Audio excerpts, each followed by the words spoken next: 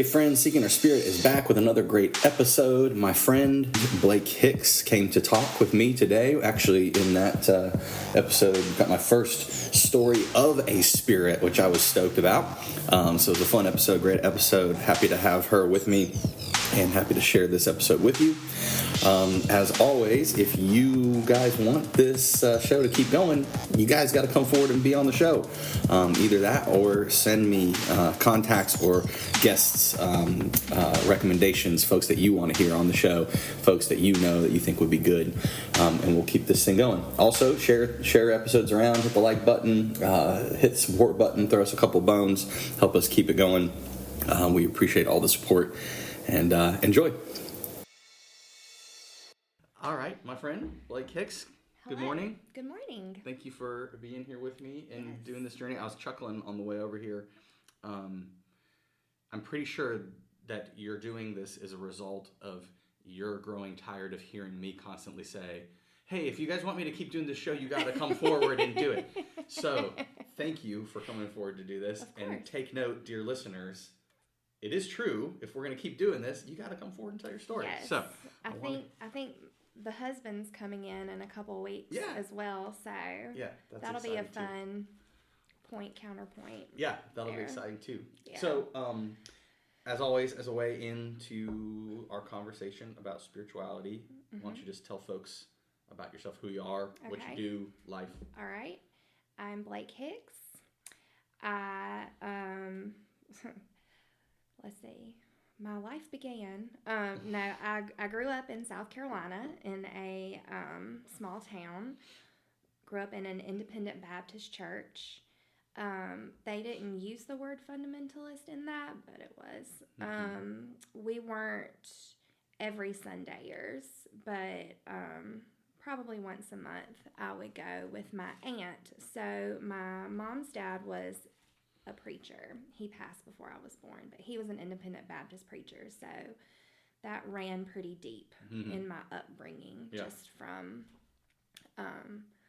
the legacy lives on there. Church life in general. Yeah. And before we dive into church stuff, so you're married, you're a mom. What do you do for a living? So I do communications. I stepped away from a full-time job to take on like 8 part-time jobs instead. But married, 3 kids. And I've been currently studying for a master's degree as well, and then you are, of course, here in Knoxville. Yes. I've been back and forth a couple times. Yes. South Carolina, Knoxville, Pennsylvania, back to Knoxville. Yeah. We'll get into old Pittsburgh. Cool. Okay. Well, so you were saying, childhood, growing up, church experience. So in your mind, spirituality, was that mainly through the lens of the church as a young lady, as a girl? Yes and no. So I can never remember a time where I didn't just fully understand that God existed and loved me no matter what. And there was always a slight separation between God and church. Okay. So, some people are hurt by the church and they feel hurt by God. I've been hurt by a church before, but I didn't equate that to being hurt by God. Yeah. So, that's really fascinating. I don't know if you've caught me saying this on this show, but that's my experience. That's how I grew up.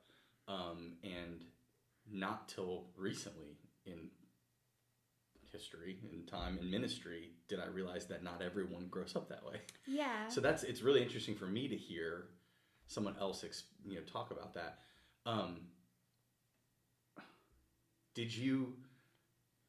Are you similar to me? Did you just assume everyone had that kind of experience in relationship? No, not so much.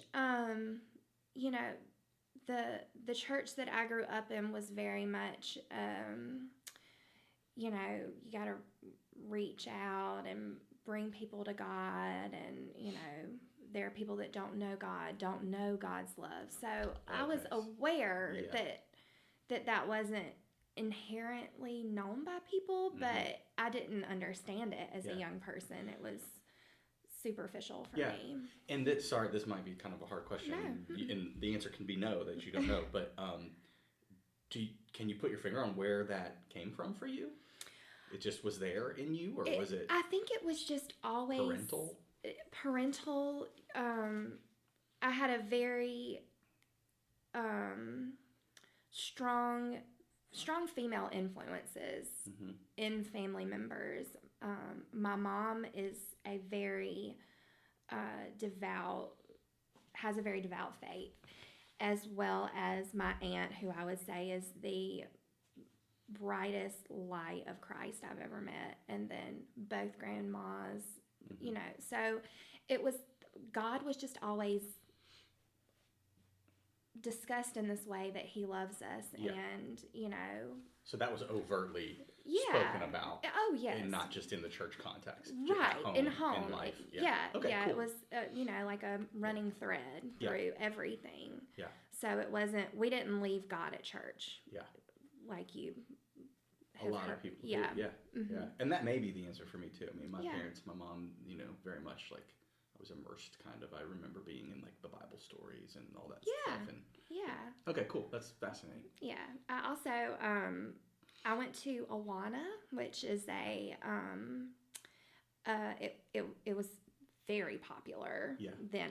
I know there's seen some the signs. I call it Bible boot camp now, because it was fun, and you know, you memorize Bible verses, and you got accolades for how many you memorized and stuff like that. But also it was fun, and we played games, and we had Bible time as well. So that was a really solid foundation in Scripture, which was, you know, very smiled upon in that context growing up. So.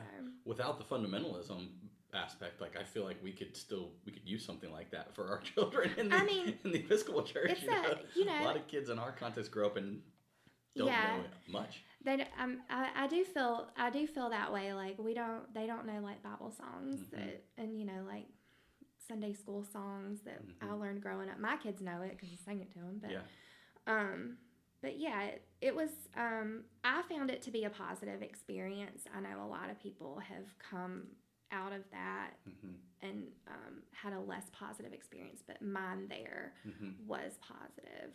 So good. So growing up with a sense of connection to God, and then where does that take you? I mean, are there times where that connection doesn't feel strong, or are there challenges to that connection, or like what is the, you know, if you're drawing like a spiritual timeline, right? Is it like peaks and valleys, or is it? So I feel like I lean on it more. Again, I've said this, and you've heard me say this before, that I feel like God is the perfect parent. Like that's how I view it. So even if I'm not actively seeking it, it's always there. Yeah. So I wouldn't say that I feel further from the connection. I'm maybe just not focused on it. But I've never felt distance from God. I just, like, it's just, you know, grass is green, sky's blue, God's right there and loves me. Yeah. Thankfully, knock on wood, I've never had that that break in faith that I'm aware of. Okay. So, you know, I don't have a great, it's a gift. It's a gift. Come into the Lord story, but well, it's a gift. Thankful, we'll see. You know, maybe we'll see if you have some wilderness times or whatever. Yeah. Right? Yeah. Okay. So moving on. Yeah. So I started to ask a lot of questions that some folks at the church that I grew up in were not so comfortable with. I would get Bible scripture answers, and I'm like, that doesn't answer my question. So I asked a lot of questions, and there was something happened. I don't recall it. I was in late elementary school, early middle school, but I decided around that time to start going with my other grandparents to a Methodist church, which is where I really started to dig more into like that personal relationship with God kind of thing, and understand it on a little bit of a deeper level. And puberty, you get puberty, you get a little bit of a deeper understanding that something more is going on there. So we had a wonderful minister there at the time, and it was a woman, which was fascinating to me coming from that background where other than Sunday school, you didn't have women in leadership. She really helped me understand that it was a very personal thing, and it looks different for everybody. So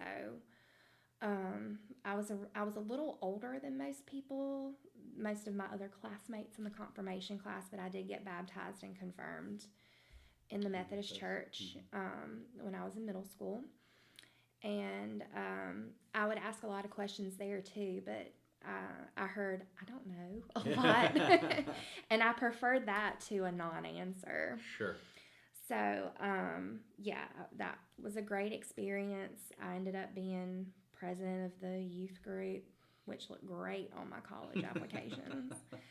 And so I had a good experience through high school. Went to the little retreats and stuff, and you had the one night where everything gets really serious and people cry and you feel really connected, and you come home jazzed up about Jesus. And they do that all over the place, huh? It's not just happening in the Episcopal Church. So it was it was pretty good. Yeah. And then I went to college, and I would come home and go to church, but not every week. And both in sort of the adolescent, teenage years that you're naming, and also college, did you have any sort of internal? Did you have spiritual practices? Did you have any sort of, or was it mainly just through the church activity? Through the church. Yeah, okay. Yeah, through the church. And then, pray before meals. Yeah, and, okay. Pray before a big test. Yeah, stuff like that. But as far as like a personal spiritual practice, not so much, but very involved in the church. So I was well churched in middle and high school because the church, my grandparents lived next door. They went every week. The church was 2 minutes away, so I was an every weeker. Yeah, it's interesting because I talk a lot about the languages God uses with us, and so it's interesting because you name both a constant sense of God's presence in your life, but then sort of like, if I can put words to that, the language at this point seemingly so far is through community and through people, in a way, Yeah, I think the practice so much. I didn't feel the need to practice to feel connected, which is always there. Yeah. And so the community part was through the church. Yeah. So, Yeah. And now I understand that that's a godly presence as well, but I didn't understand it then. No, it took me a long time to understand it too. Yeah. So you go to college. Drift a little bit from church relationship. Meet the husband.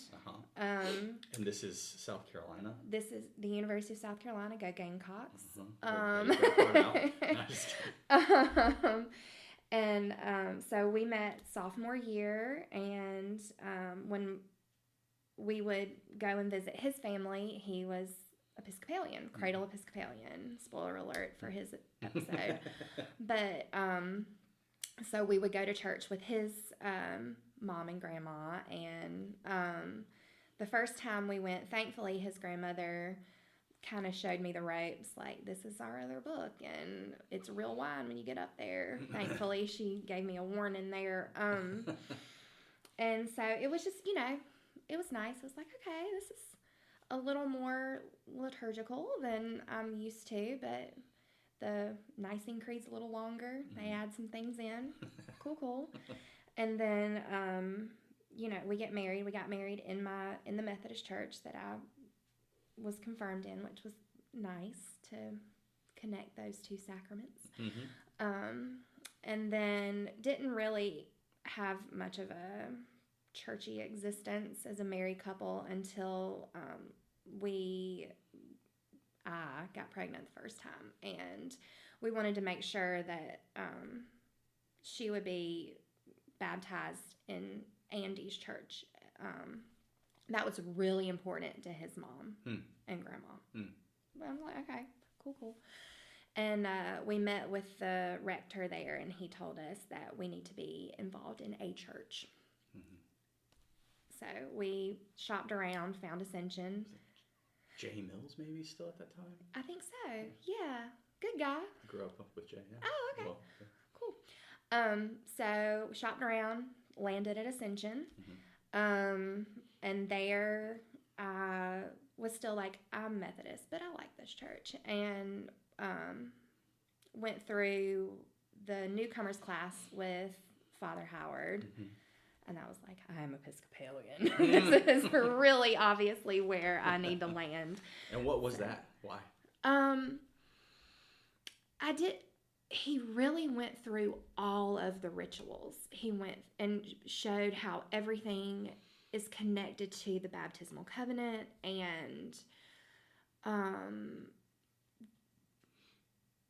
theologically, I like to say we're very liberal in our theology and very traditional in our liturgy. And all of those things are very important for me. Now, understanding why we kneel at this point, why we say these things together.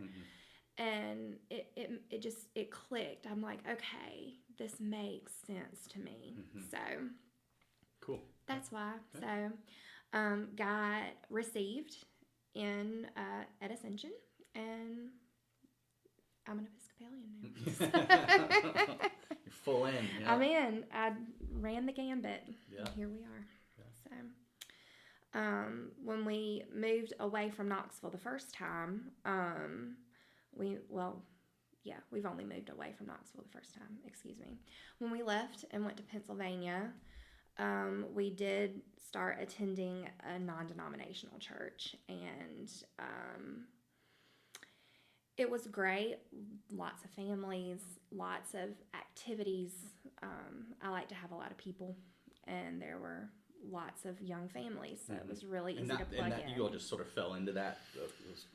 Yeah, I kind of fell into it, and it wasn't until after we left, moved back here, and had been back here at St. Elizabeth's for a while, that I realized that there was some, I'm going to say it, deconstruction that I had to do. Yeah.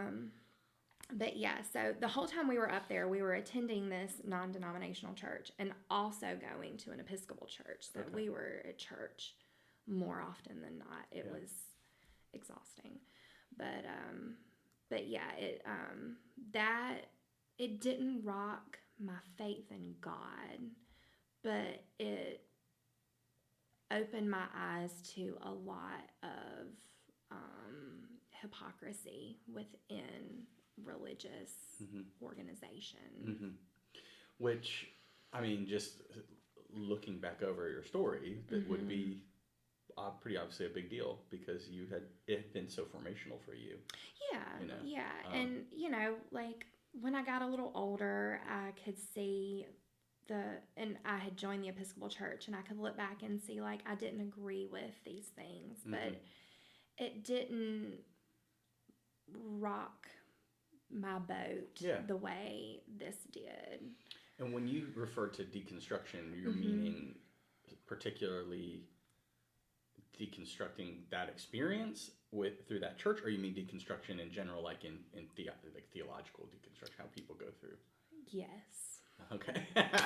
So, just some things that I didn't think had gotten in as far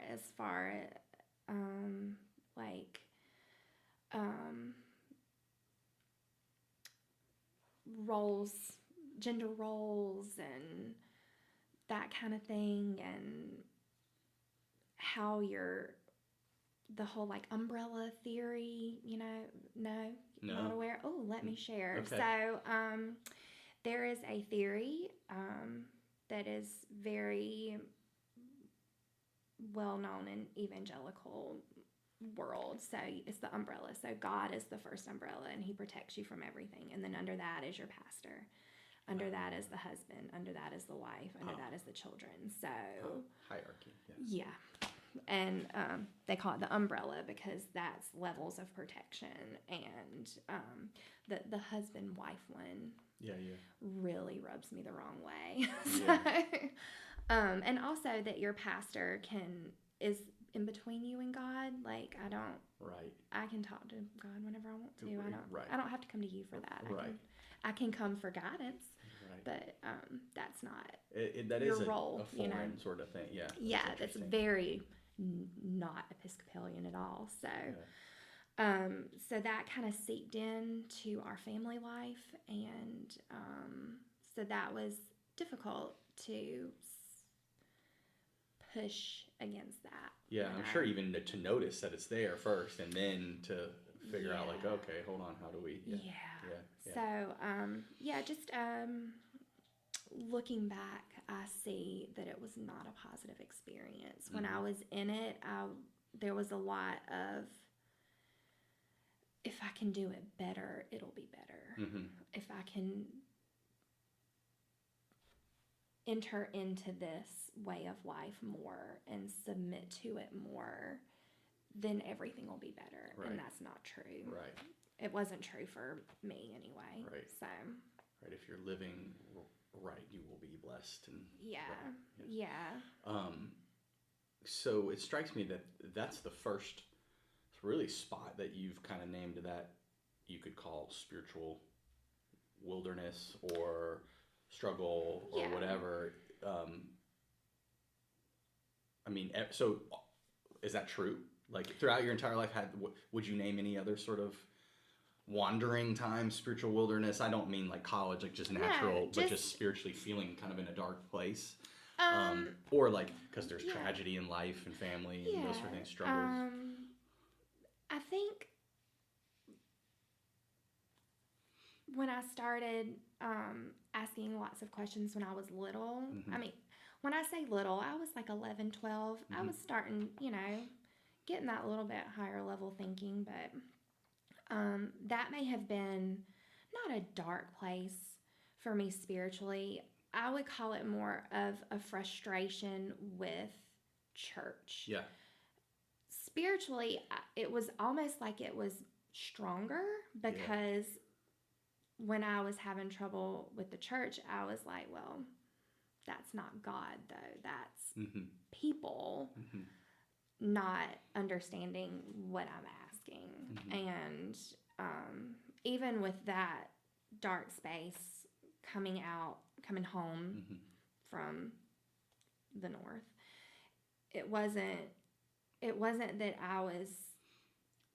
that God and I weren't right. good. You weren't distant from God. Yeah, it was just, I need to realize that the influence that these people had was not positive for me. Yeah. I'm repeating myself, but what a gift that you had that solid experience of God in your life and didn't conflate, God's relationship with you with these other things. Very.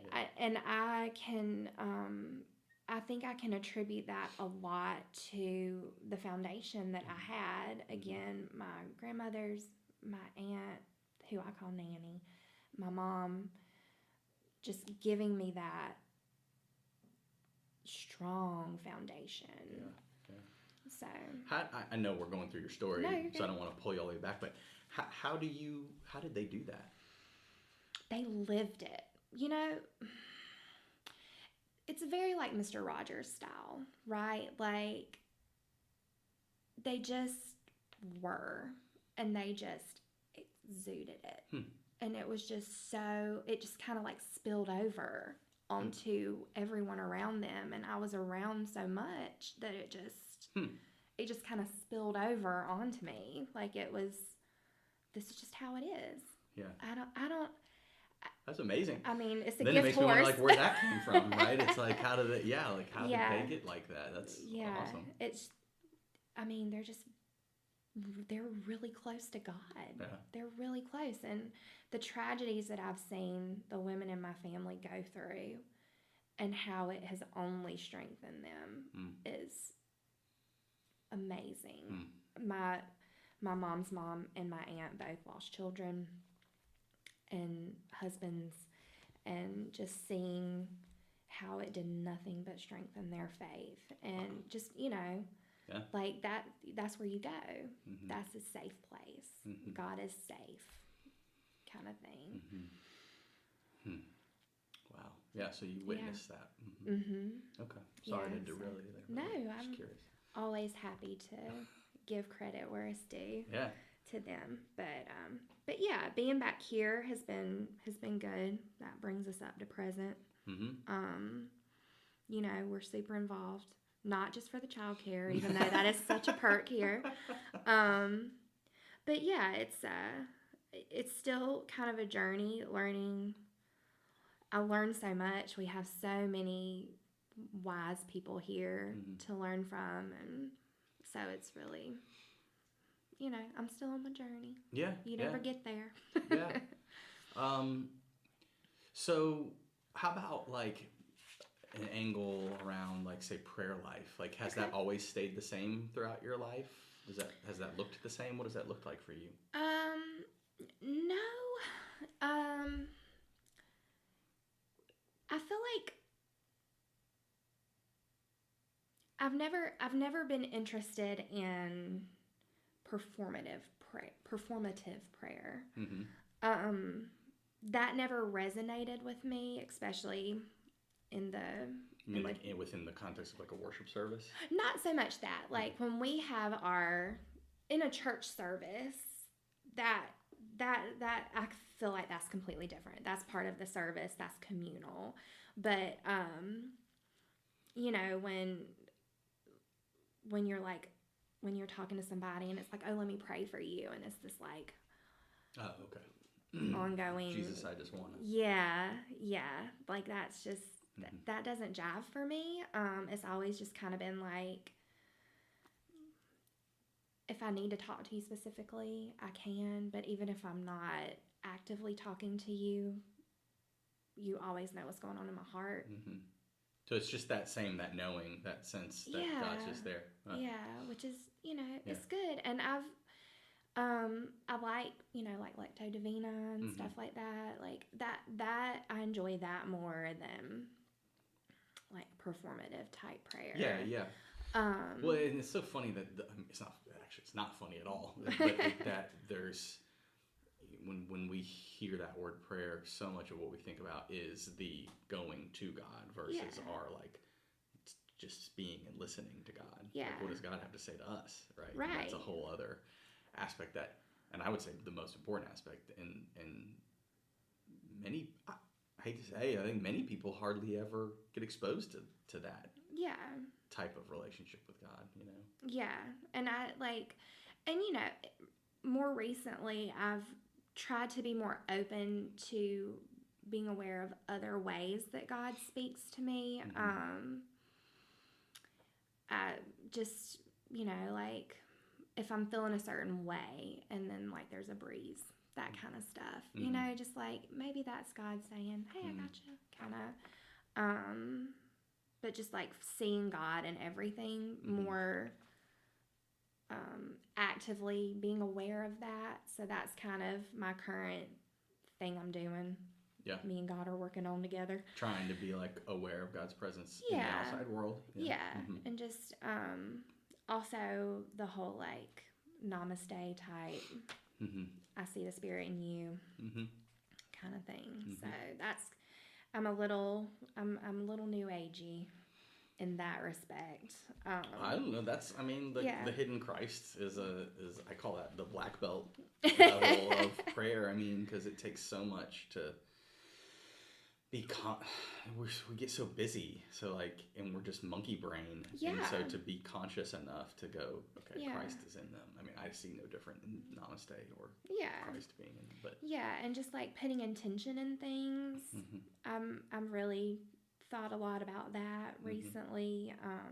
Like right now, I don't know if this is going to resonate with listeners, but I'm crocheting a baby blanket for my friend who's having a baby, and sometimes I'm just like doing it and watching TV, but sometimes if I think about it, I'm like, here's a little prayer for this baby. Here, I hope this is a blessing for this baby, and just like putting my intention into it. And hey, worst case scenario, it does nothing, and there's still a blanket.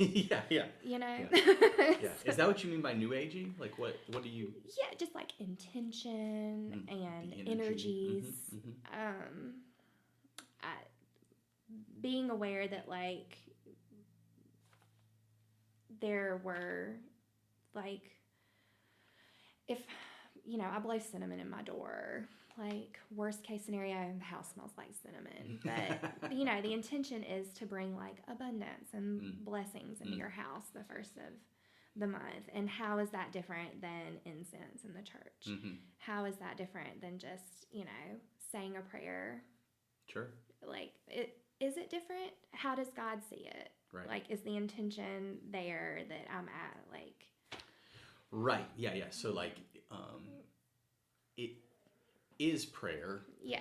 Our speaking to this bearded man in the clouds, right? Or is different people see him different ways. Right. Or unbearded woman. No, sorry. Right. But bearded woman, we don't know. No, but it is the mechanics of prayer, right?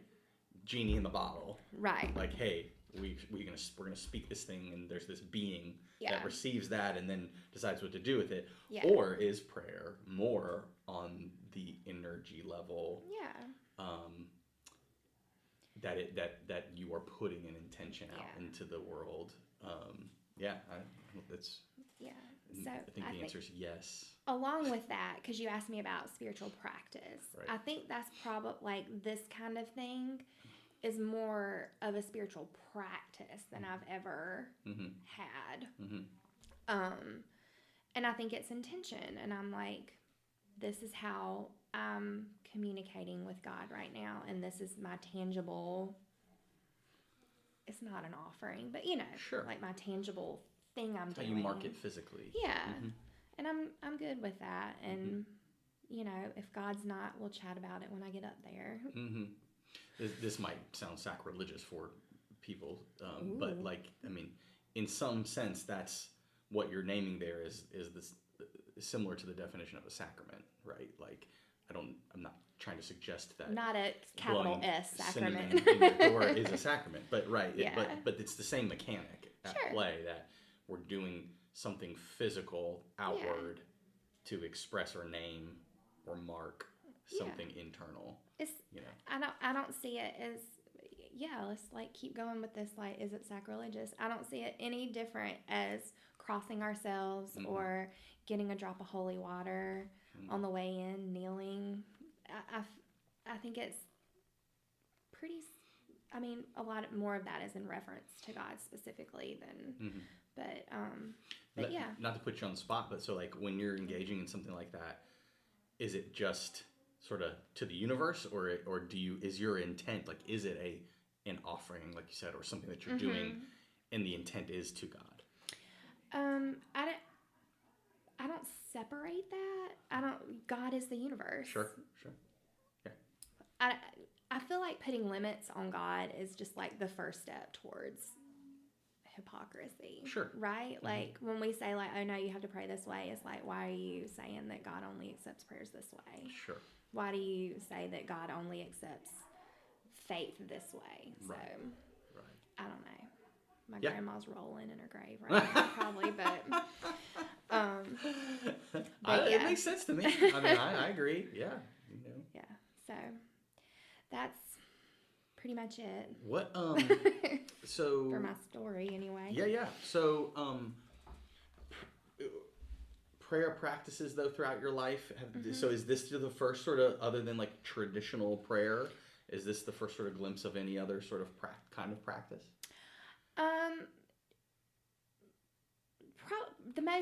The most I've actually delved into it. I've fiddled around with the Anglican Rosary a little bit. I like doing that during Lent and during Advent, just to have that like time commitment to God specifically. And you know, those are like times of year you're supposed to be more reverent. I don't know. But I think so. I think it's probably the most personal prayer practice. I mean, you know, pray before meals, stuff like that. Yeah. And then in terms of like languages, quote unquote, right? Are there any other ways that you would name that God speaks to you? God has audibly spoken to me a couple of times. Okay. That's a rare one. Yeah, I know. I don't get that one a lot. So tell me about those. The way he speaks to me is through movie things running over and over in my mind in the middle of the night and not letting me go back to sleep. That's how I see it. Wait, say more. Yeah, okay. Yeah. So the first time I had decided not to go and vote. This was way before politics were what they are now. But they used to be different? They weren't quite as intense for me personally because I was young and not paying attention. But I woke up in the middle of the night with the Sister Suffragette song from Mary Poppins playing over and over in my mind. And finally I was like, okay, God, I'll go in the morning and vote. It was the night before Election Day. And as soon as I was like, okay, God, I'll do that, I was able to fall asleep. Oh, that's interesting. So you knew there was a knowing, even though those are completely, unless I'm missing some obvious unless it was some other something in there. But there's no obvious connection between that song and like voting. Like you. Well, Sister Suffragette is she's singing about when they were like getting the right to vote. So, I'm sorry, I didn't put any of that together. You know how suffragettes like fought for women's rights. I just couldn't. Yes, I'm sorry. I didn't even really pay attention to the name of the song, and I'm sitting there going, Mary Poppins. So okay. The mom. Got it. Yeah. So it was it was like okay. Okay. And then the second time, I was very reluctant to accept that we were moving to Pittsburgh. I didn't want to go. I didn't want to leave and be so far from my family. We had a baby, blah, blah, blah. And I woke up one night and there is a scene in Fried Green Tomatoes where Ruth sends a letter with a page in the Bible and underlines the book of Ruth, where you go, I will go. And her mom reads it to her, and it was over and over and over until I was like, okay, God, I'll go. And then I was able to go to sleep. And how cool! Those are great. Yeah. And they've only happened twice. It's the only two times it's ever happened. Wow. And like, you know, if God can use some good movies about women's rights, thanks God. Yeah, well, that's just interesting, and it's interesting that you. Gosh, I mean, I wake up with songs in my head all the time and never think twice about it. Maybe it is. Who's to say? It's interesting that the knowing was there in you of like, okay, I get the message. Yeah. Message received. Because it was something, you know, it was the voting thing, not so much, but the moving thing, I'd been praying about it. Give me a sign, give me a sign. And I'm sure there were lots of signs before okay, it's time to wake you up in the middle of the night sign. Right. But yeah. Interesting. So that's definitely a language, of course. Yeah. Are there others you would name?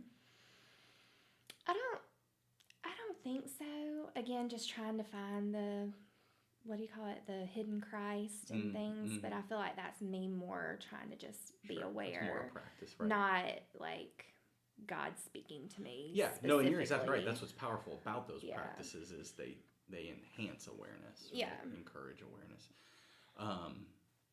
Okay. So no other, sort of ways that you get the message from God. I mean, sometimes I see, like it's more just like an awareness. Yeah. There's the like in your face message from God has only been the two. Right. Not like gut feelings or that Oh, kind of I mean, stuff. like I feel that sometimes. And I think that's, sometimes the Holy Spirit visits your gut to get you to pay attention. Yeah. I do feel like I have a good intuition, and that's another name for the Holy Spirit in my mind. Right. You separate So those, yeah, I feel like I have a good. I can read people well, that kind of stuff. I feel like there's divine inspiration there, but nothing that I would like pull out like the songs going through my head kind of thing. Yeah. Okay, and so you have not. This fascinates me, and what a blessing that you have had no like dark night of the soul, like spiritual wilderness wandering, felt God was far away, that kind of stuff. No. Wow, that's great. Good for you, man. I mean, it doesn't make for a very exciting podcast, but no, it's great. I genuinely mean that. That's what a blessing. I will say, maybe not so much that he was far away, but that sure, and I know that. So, first time I was in labor. This is the first labor story you've probably had on your podcast. I believe so. Huzzah. So I was very adamant that I was going to do it without the help of medication. Yeah. So I did 3 times. Go me. No medals to my name for that. But the first time I was deep in labor, and I was calling out to God in my mind. And I was just like, or Jesus, I was calling out to Jesus. And I was like, he doesn't know. And so I started calling out to the women in the Bible. And I felt such peace with that. And I'm sure that God forgives me for being like, Jesus didn't know. But like, technically, he did not give birth on this earth. That's a pretty logical thought there in the middle of birth pains. So then I'm like, I'm like Mary, Sarah. Like, I was like, all of the old Baptist stuff was coming right back for me. And, and that is, when we talk about praying to saints and intercessory type stuff, and people dismiss that a lot because you have a direct connection to God. You don't need an intercessor. In that moment, I needed that. Yeah. And so maybe that was a God thing too. But yeah, that got me through. And that's fascinating too. Do you feel like in the Episcopal Church that's dismissed quite a lot? Not as much. Yeah. I feel like it. I'm asking because it's like my perception is it's weird. It's sort of like regional. Like I do feel like it is sort of dismissed in the South, but the Episcopal Church in other areas is much more into. I don't feel like it's dismissed as much as it is ignored. Yeah. I've been in discussion where it is specifically dismissed as unnecessary. Yeah.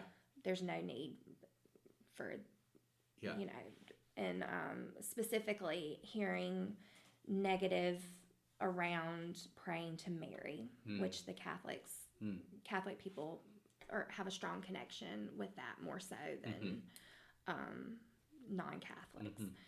And I'm like, if that's who you feel comfortable praying to, especially as a woman, I could understand, and I did understand at that moment in the like most female spot I've ever been in. I reached for Mary. And that worked for me. So that's what, and I was curious. So you said you needed that at that moment. And so Yeah. what was it because of, and what did you mean by that? Just what you just said in terms of like in this deep, womanhood moment you needed. Yeah. Was it because you needed a woman in that, or what? I guess. Yeah. Hard question. Labor is not a conscious mind thing. Yeah, sure. It's an in your body, out of body experience. Mm-hmm. And that was what I needed that to reach for. I needed that to reach for mental comfort in that moment. And I wonder if it's, I know I'm digging into the details here, but like I wonder, is it like the identification with someone that you would know understood? Like you said, like Jesus didn't get it. I mean, like, it's the most famous birth in history, right? Yeah. So, and until that moment, I didn't understand. In that moment, I understood what she was going through. Mm-hmm.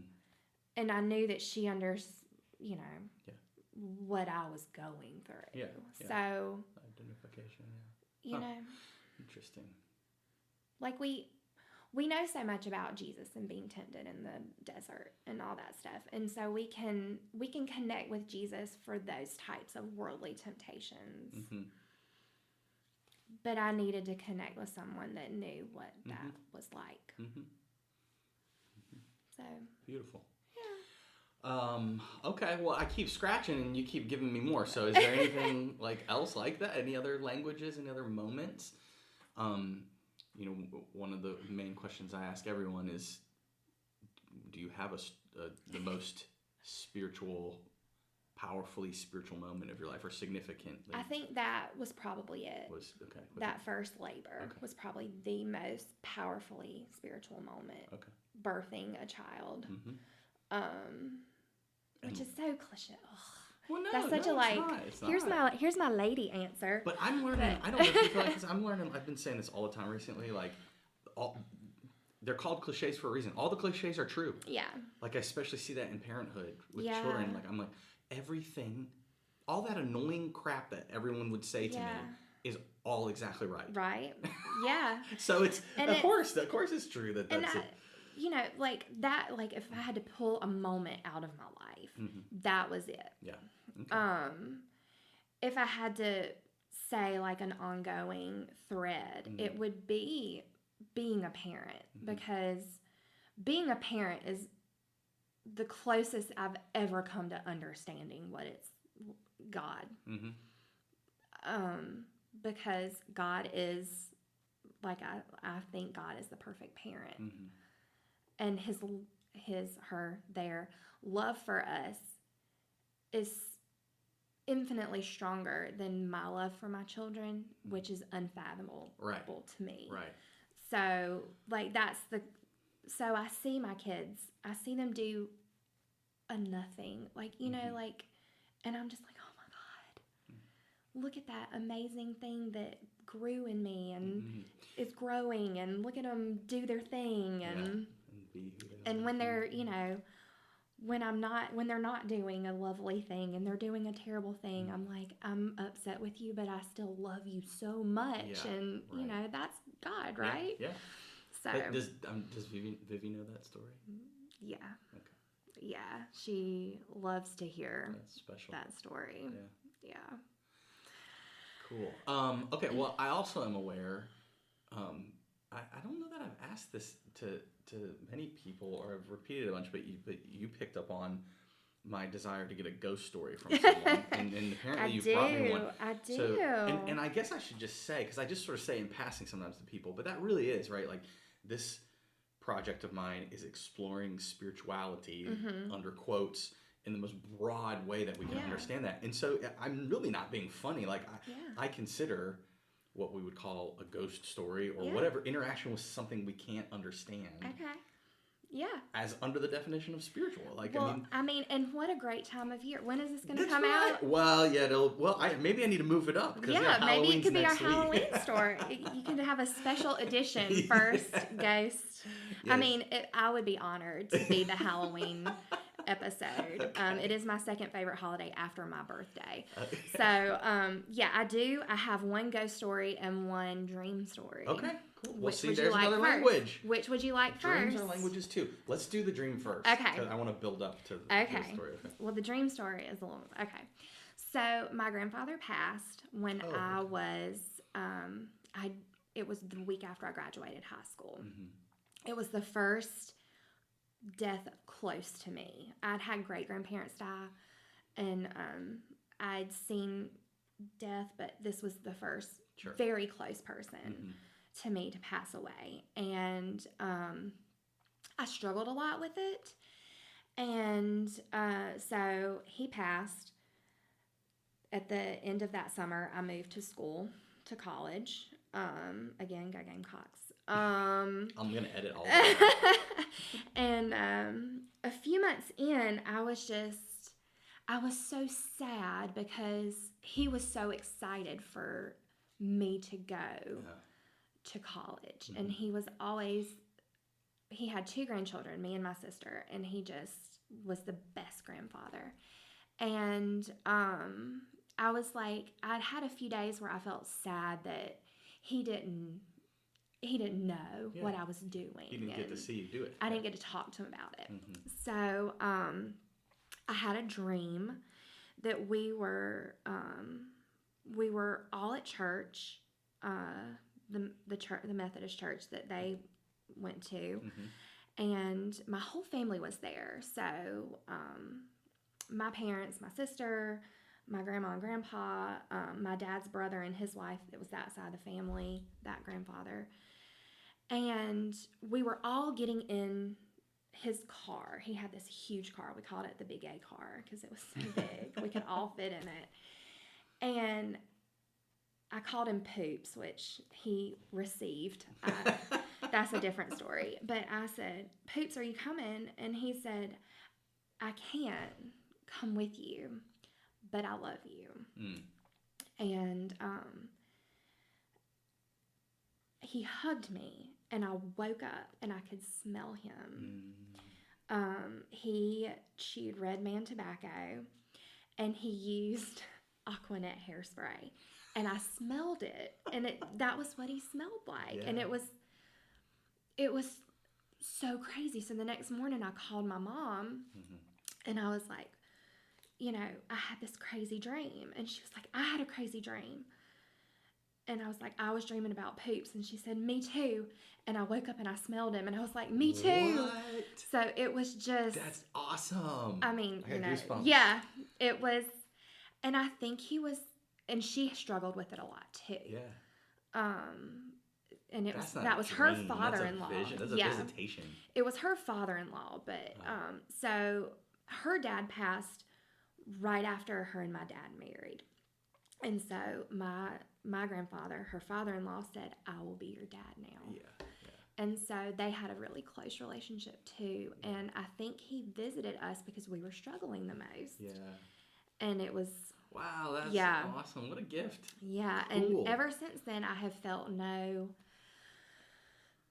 I feel sad that he's gone, sure. But I never feel like he's not aware anymore. Mm-hmm. So that's it. How beautiful. That's great.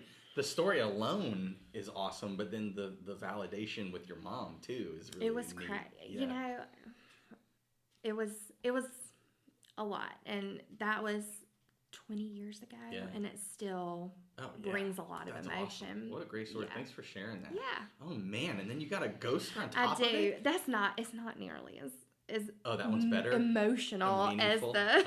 Okay. So, when we moved to Pittsburgh, first we lived in this terrible townhouse with awful neighbors, and then I found this beautiful rental house that we moved into. So at the time, it was me and my husband, and our daughter Vivi had just turned 1. Mm.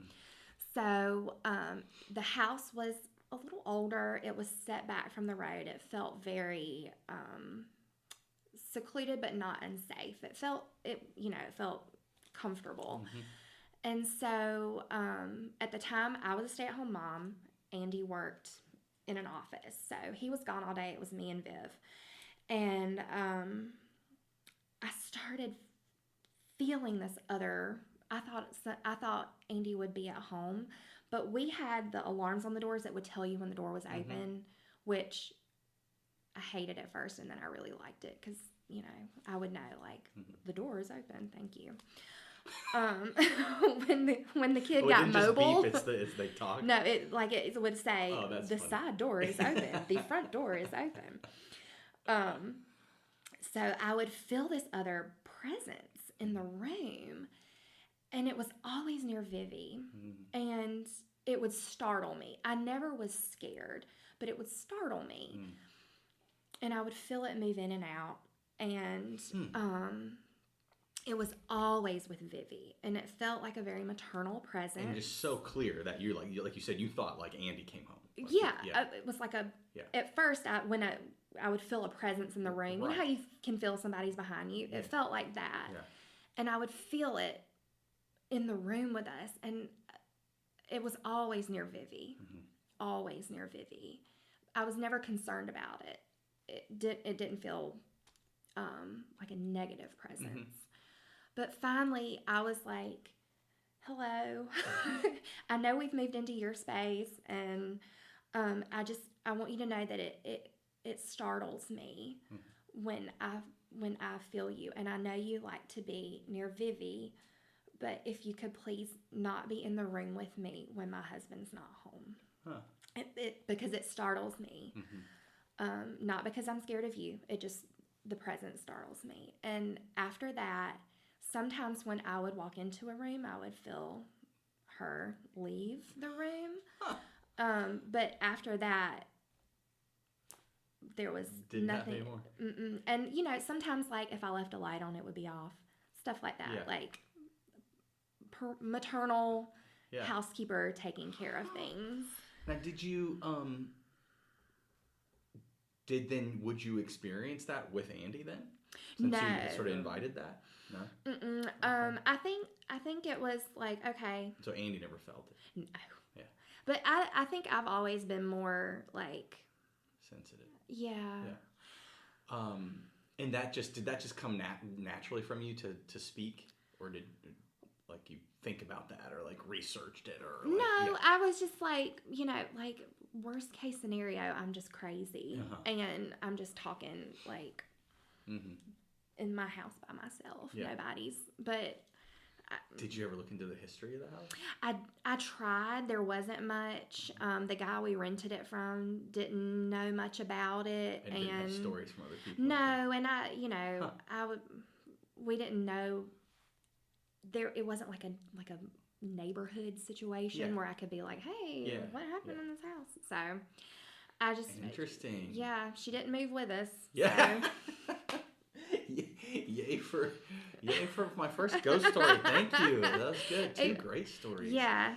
But I didn't see anything. Yeah. It was just a very strong maternal presence in there. But cool. Yeah. But Vivi was the happiest baby when we lived in that house. And I think it was because she had something entertaining her when I wasn't. Yeah. Interesting. Well, cool. Thanks for sharing both of those. Those are great. And thanks for journeying with me here again and being vulnerable and sharing your story. Is there anything else that you would want to point out or name or? No, just I'm enjoying listening to other people's stories. Yeah, thanks. I was a little nervous because I'm like, I feel like mine's not that exciting. Oh, it's a great story. Everyone has a great story. That's why I think that is part of why people don't come forward. It's just that there's a nervousness, but like, it's just such an honor. I love hearing everybody's story. Yeah, it's awesome. I do too. Yeah. I'm glad you're doing this. Thanks. It's a lot of fun. At some point, you're going to need to share your story. So, someone might have to interview me. Yeah, I mean, I'll come back. Okay. With my, degree in communications. Okay, sweet. I'll be like, say more. But anyway, sounds good. Thank you for having me. Thank you, and we'll look forward to Andy coming up sometime soon as well. That'll be interesting. Thanks, Blake. Appreciate it. Bye.